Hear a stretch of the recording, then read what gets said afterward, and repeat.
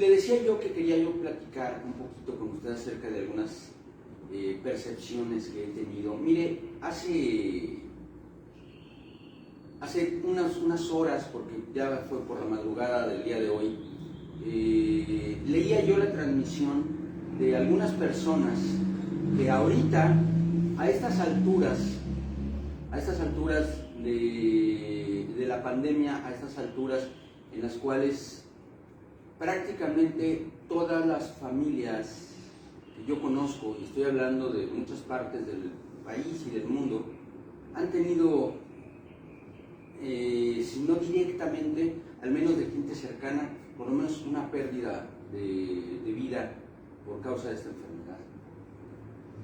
Y en esa situación en la cual la evidencia es tan clara como una tumba, tan clara como una urna con cenizas, todavía hay gente que dice que esto no es cierto. O hay personas que piensan que deberían ignorar la pandemia. Yo le voy a decir que no es sensato, no es ni siquiera racional que alguien todavía pretenda ignorar esto.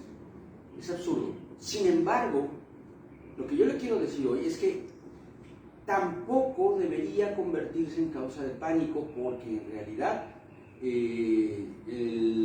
las instituciones mundiales y nacionales y los gobiernos de los países están haciendo lo mejor que pueden. Naturalmente, las medidas no son perfectas, hay errores que se cometen, no solamente en nuestro país, en todas partes somos especialistas en politizar los problemas y convertirlos en una bandera para poder defender o denostar a las personas que consideramos adversarios políticos de nuestra ideología. Pero mire, pasando de eso, de gente que no ve más allá de eso, también es verdad que hay algunas personas que hoy todavía están en una situación de negación o incluso de verdadera depresión o de miedo por causa de la pandemia. Y esto es lo que yo le decía al principio. ¿Cuál es la verdadera pandemia? La verdadera pandemia no es tanto el coronavirus. El coronavirus ya está siendo combatido, gracias a Dios, toda la gente sensata se está vacunando y está preparándose para caminar, más o menos. No crea usted que las vacunas nos van a sacar del problema. Sin embargo, nos ayudan porque están disminuyendo la tasa de contagios y también los cuidados que tenemos. Los cubrebocas ya se descubrió y ya se definió que el uso del cubrebocas es la forma más efectiva de evitar el contagio, porque esta cosa se contagia principalmente por el aire. La sana distancia, es bueno seguirnos lavando las manos, aunque también no se confíe, porque el contagio por contacto es muy esporádico. Realmente el contagio fuerte es por el aire, por la respiración. Pero eso no es el problema. El problema que nos está aquejando a todos en el mundo es el temor, el miedo. El que los cambios que hemos sufrido en la sociedad se deben principalmente al miedo que tiene la gente, tanto individual como colectivamente. Y el temor, amados hermanos, es un problema. Ya hablamos hace algunos meses en un devocional del amor como la herramienta divina en contra del temor, porque la palabra de Dios dice que el amor echa fuera el temor. Esto es cierto, porque cuando amamos, los temores quedan atrás y nosotros hacemos lo que tenemos que hacer por amor. Por amor nos estamos cuidando, por amor estamos guardando sana distancia, por amor nos estamos vacunando, por amor estamos haciendo una serie de cosas que Dios mira con ojos de bendición. Y sin embargo, el problema es que aún dentro del seno de la iglesia hay temor, y no me estoy refiriendo ya al pretexto que algunos están poniendo de la pandemia para dejar de congregarse. De eso ya hablamos mucho, y que Dios obre conforme a cada corazón. Estoy refiriéndome más a cuestiones que tienen que ver con la vida cotidiana, con la vida diaria. Hay lugares todavía, negocios, por ejemplo, a donde nosotros vamos a comprar y en los cuales no podemos tener contacto directo con nuestros proveedores. No nos dejan, tienen una pantalla tremenda y tienen una tina que está llena de agua con cloro, tienes tú que poner tu dinero ahí para pagar, porque ellos no lo tocan, ni se mete al agua con cloro y después ya eso lo agarrarán y se lo llevarán. Yo quiero decirle que esto deberíamos hacerlo siempre y desde siempre, porque el dinero es la cosa más sucia que usted se puede imaginar. Yo creo que lo único que es igual de cochino que el dinero son los celulares, pero esa es otra historia. De verdad, cuando usted le pide su celular a alguien se está jugando la vida, pero bueno, el caso es que hay muchos aspectos de nuestra sociedad que están basados en el temor, y el temor en muchas ocasiones está fundamentado en la ignorancia. Le tenemos miedo a cosas que no conocemos. Hay personas que por temor han gastado miles de pesos, a veces de dólares, para ser los primeros en vacunarse, se han ido a otros países para vacunarse. Por temor hay personas que siguen sin vacunarse. Por temor hay personas que dejaron de comer ciertas cosas, o de comprar ciertas cosas, o de hacer ciertas actividades que eran tan importantes para su vida, como hacer ejercicio, o como formar parte de grupos que tienen convivencias, tal vez en juegos, tal vez para platicar, tal vez para hacer manualidades, etcétera, etcétera. Por temor, millones de niños en el mundo entero no están yendo a tomar clases presenciales en sus escuelas. Por temor, al contrario, muchas personas están ignorando por completo todas las medidas de precaución que estamos como humanidad estableciendo, porque están en un estado de negación total, de decir, no es cierto, o de decir, no, es que esto es mentira, todo lo que me dicen es mentira, y todas esas cosas están provocando una crisis social sin precedentes en la historia de la humanidad.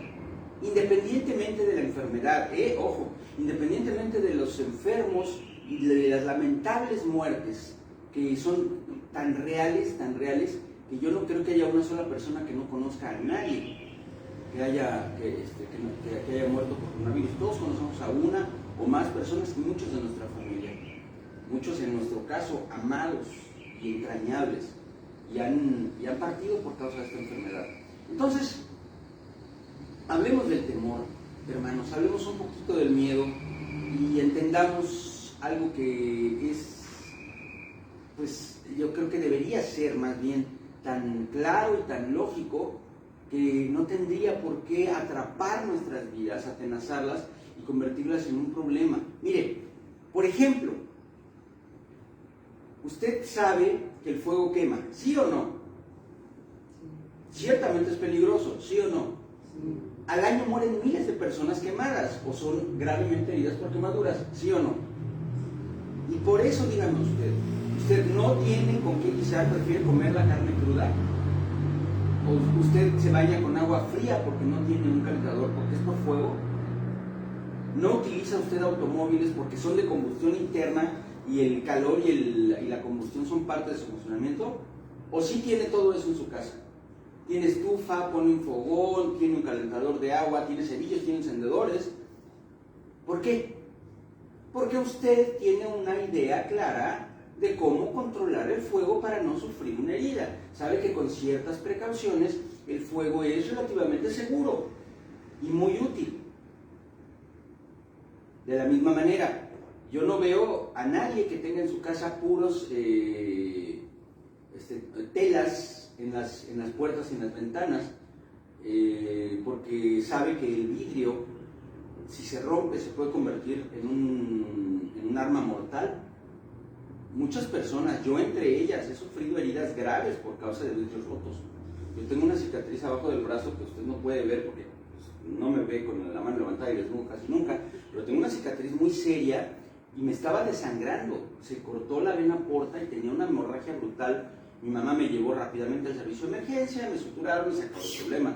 Pero fue por eso, porque nosotros tenemos unas puertotas de vidrio bien bonitas ahí en la casa donde vivíamos. Y yo atravesé una corriendo en persecución de mi hermana, atravesé el vidrio y obviamente pues no lo atravesé limpiamente, ¿verdad? Acabé con el brazo rajado. Y sin embargo seguimos usando vidrios. Desde muy temprana edad los niños duermen en habitaciones que tienen ventanas de vidrio, utilizamos utensilios de cocina que son de vidrio. En fin, son un par de ejemplos que le doy, porque yo quiero que usted me entienda que la necesidad que tenemos de cuidarnos es muy objetiva, muy puntual y muy práctica. Y nosotros tenemos cuidado en función de lo que sabemos y conocemos, y de esa forma hacemos una vida normal, una vida cotidiana, rodeados de cosas que ciertamente reportan un cierto riesgo. Mire, en 1973 nosotros veíamos un programa aquí en México, bueno, es que esto sí lo conoce todo el mundo, aunque sean de Guatemala, de Estados Unidos, ya lo saben, un programa famosísimo, tal vez el programa mexicano más famoso del planeta mexicano, que es El Chavo del Ocho. Y en El Chavo del Ocho había un personaje, el profesor Girafales, ¿sí se acuerda de él? ¿Y ha visto usted El Chavo del Ocho regularmente?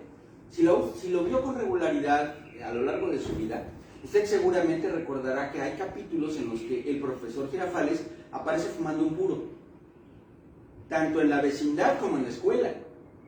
¿Por qué? Pues porque en 1972, 73 todavía nadie sabía que el cigarro hacía daño. No se había descubierto que el tabaco era peligroso para la salud.